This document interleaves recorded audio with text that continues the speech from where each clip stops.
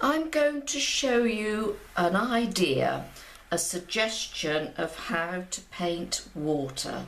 A lot of people ask me this, how do I paint water, Nicola?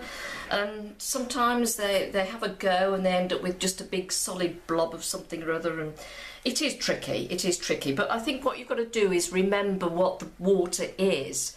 It's a transparent item, isn't it? And it's only coloured by what it's carrying and also what it's reflecting. So I'm going to do this little demo to give you just an idea. So let us imagine we have a pool, a small pool, okay? I'm not going to do, well, I'll tell you what I will do. Let's just put a bank. There we are, there's a bank, and you're standing on the other side. So it could be a lake, or it could even be a canal, but let's just assume it's relatively still water with just a little bit of movement.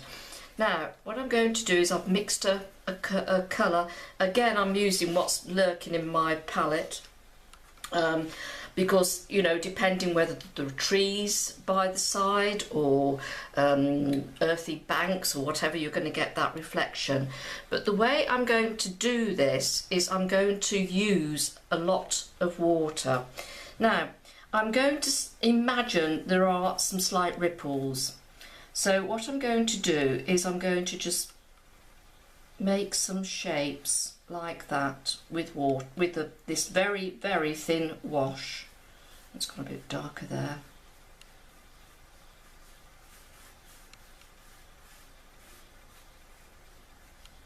So you're literally doing a sort of, it's not a zigzag, let me just show you. You don't want this business going across and you don't want that business. What you're trying to do is create something that looks natural.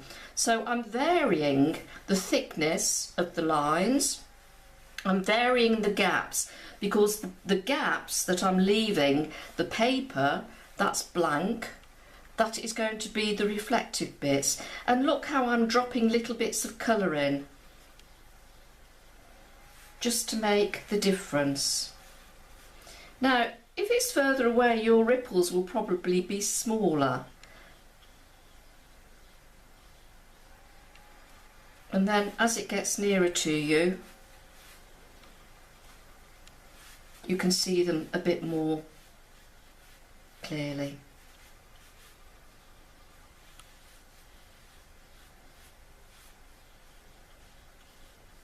Again, it's being able to make these random natural marks that aren't precise and they aren't clear. What I mean is symmetrical and all that sort of thing. That's what I mean. You know what I mean. Let's just make that a bit more by the bank. Let's say it's a bank there, so let's just drop a bit more colour in, just make it a bit denser. So you're working quickly because you want to drop bits of colour in to make these ripples.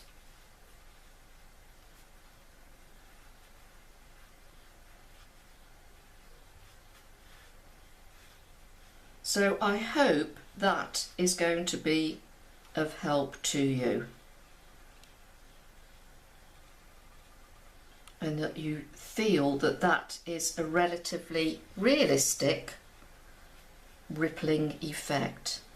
Now, had you got, while I'm here, a tree, in fact, let's just put a little grassy bank in.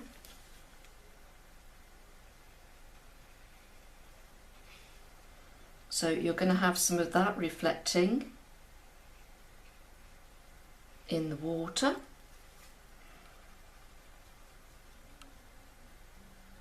Let's make it a little bit more interesting. So drop some of that colour in there, and then if you have a tree,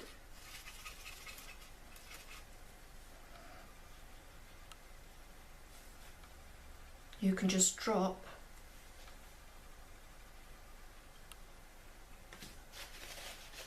not too much, just drop some of the brown into the ripples like that. Okay, that's just to give you an idea. Okay, so you would have your reflection in the water bit, in the bits that is coloured, because the bits that aren't coloured are the bits that are reflecting the light. I hope that makes sense. Just drop a bit more down there. And there you are. One suggestion for slightly moving water. Okay, so I hope that helps you to move on with your water painting problems.